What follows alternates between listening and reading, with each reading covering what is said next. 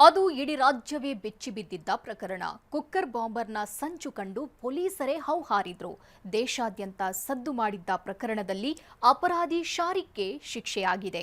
ಮತ್ತೊಬ್ಬ ಆರೋಪಿ ಸೈಯದ್ನ ವಿರುದ್ಧ ವಿಚಾರಣೆ ಮುಂದುವರೆದಿದೆ.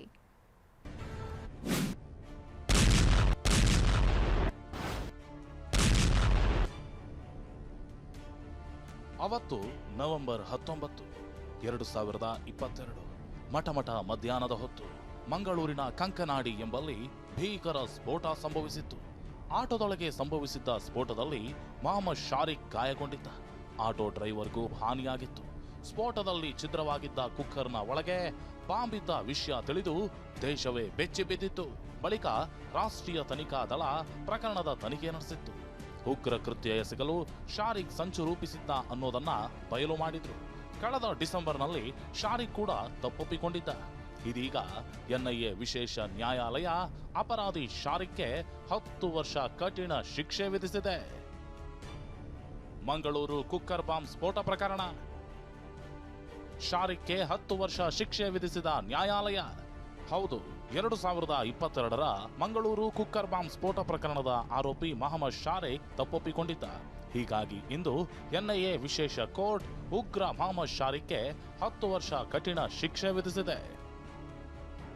ಮಂಗಳೂರಿನ ಕುಕ್ಕರ್ ಬಾಂಬ್ ಸ್ಫೋಟ ಸಂಬಂಧ ಬೆಂಗಳೂರಿನ ಎನ್ಐಎ ವಿಶೇಷ ಕೋರ್ಟ್ ಇವತ್ತು ಶಾರಿಕ್ಗೆ ಶಿಕ್ಷೆ ವಿಧಿಸಿದೆ. ಐಪಿಸಿ ಸೆಕ್ಷನ್ 121A, 122, 326ರ ಅಡಿ ಕೇಸ್ ದಾಖಲಾಗಿತ್ತು. ಶಾರಿಕ್ 16 ಆರೋಪಗಳಲ್ಲಿ ಅಪರಾಧಿಯಾಗಿದ್ದ. UAPA ಸೇರಿದಂತೆ ಹಲವು ಸೆಕ್ಷನ್ಗಳ ಅಡಿ ಶಾರಿಕ್ಗೆ 10 ವರ್ಷ ಕಠಿಣ ಶಿಕ್ಷೆಯನ್ನ ನ್ಯಾಯಾಲಯ ನೀಡಿದೆ. ಆದರೆ ನನಗೆ ಒಬ್ಬ ಮಗಳಿದ್ದು ಮನೆಯಲ್ಲಿ ದುಡಿಯುವವನು ನಾನೊಬ್ನೇ. ಹೀಗಾಗಿ ಕಡಿಮೆ ಶಿಕ್ಷೆಗಾಗಿ ಮೊಹಮ್ಮದ್ ಶಾರಿಕ್ ಮನವಿ ಮಾಡಿದ್ದ. ಶಾರಿಕ್ ಮನವಿಯನ್ನ ಪರಿಗಣಿಸಿ 10 ವರ್ಷ ಕಠಿಣ ಜೈಲು ಶಿಕ್ಷೆಯನ್ನ ನ್ಯಾಯಾಲಯ ನೀಡಿದೆ. ಆದರೆ ಒಟ್ಟು ಶಿಕ್ಷೆಯಲ್ಲಿ ಇದುವರೆಗೆ ಅನುಭವಿಸಿರುವ ಶಿಕ್ಷೆ ಪ್ರಮಾಣ ಕಡಿತ ಆಗಲಿದೆ. ಇದರಿಂದಾಗಿ 2022ರಿಂದಲೂ ಶಾರಿಕ್ ಜೈಲಿನಲ್ಲಿದ್ದು ಇನ್ನುಳಿದ ಸುಮಾರು 6.5 ವರ್ಷ ಕಠಿಣ ಶಿಕ್ಷೆಯನ್ನ ಅನುಭವಿಸಬೇಕಾಗಿದೆ.